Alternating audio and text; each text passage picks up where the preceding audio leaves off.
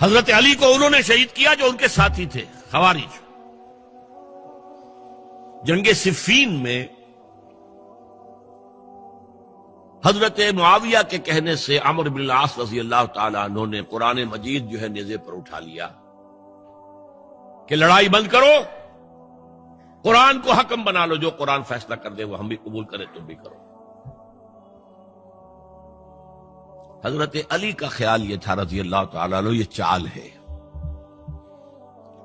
اور انہوں نے روکا اپنے ساتھیوں کو، لیکن اکثر لوگوں نے کہا قرآن آ گیا بیچ میں، اب ہم کیسے ہتھیار چلائیں؟ اس میں میرا ذہن جاتا ہے ایک حدیث کی طرف، بڑی اہم حدیث ہے، اور اس کے راوی حضرت علی ہیں۔ حضرت علی فرماتے ہیں کہ حضور نے فرمایا انہا ستکون فتنۃ، ان قریب ایک بہت بڑا فتنہ رونما ہوگا۔ حضرت علی فرماتے ہیں میں نے عرض کیا مل مخرج منہا یا رسول اللہ، اس سے نکلنے کا راستہ کون سا ہوگا؟ فرمایا کتاب اللہ فیہ خبر ما قبلکم و نبأ ما بعدکم و حکم ما بینکم، اس قرآن میں تم سے پہلے لوگوں کی خبریں موجود ہیں، بعد آنے والوں کے حالات موجود ہیں، اور تمہارے درمیان جو اختلافات بھی پیدا ہوں گے ان کا حل موجود ہے۔ تو اب کیسے نہ مانتے ہیں مسلمان؟ قرآن کو حکم بنایا جا رہا۔ بہرحال اس کے نتیجے میں جو بھی ہوا ہے یہ اب تاریخ کا معاملہ ہے، میں اس کی تفصیل میں نہیں جانا چاہتا، مسئلہ حل نہیں ہو سکا، لیکن حضرت علی کی خلافت جو ہے ان کے ہاتھ پر بیعت ہو گئی تھی، وہ چلی، لیکن 4.5 برس سوائے خانہ جنگی کے اور کچھ نہیں ہوا۔ وہ جو قافلہ آگے چل رہا تھا سیل رواں، وہ 1 انچ بھی آگے نہیں بڑھا۔ البتہ قیصر روم نے جب دیکھا یہ تو آپس میں لڑ رہے ہیں، اب موقع ہے میں حملہ کروں، کیونکہ وہاں قریب ترین تو حضرت امیر معاویہ بیٹھے ہوئے تھے نا، شام میں، شام سے ملحق تھا نا آگے قیصر۔ حضرت معاویہ نے خط لکھا، اور رومی کتے،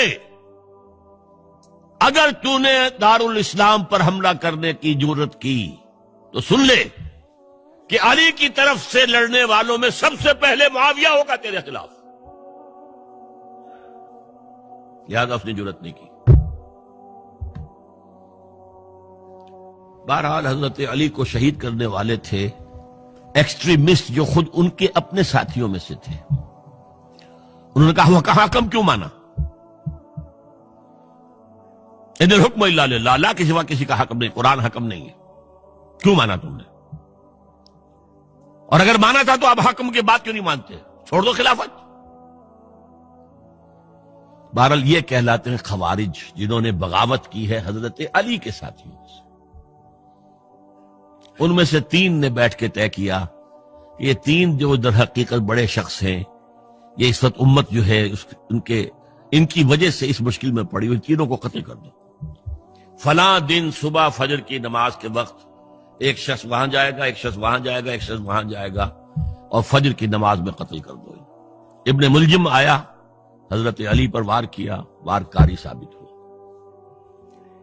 باقی 2 حضرت معاویہ اور حضرت عمرو بن العاص، ان میں سے ایک تو اس روز فجر میں آئے نہیں کسی وجہ سے، اور دوسرے پر جو وار پڑا وہ اوچھا وار تھا، وہ کاری وار نہیں تھا۔ حضرت علی شہید ہوئے۔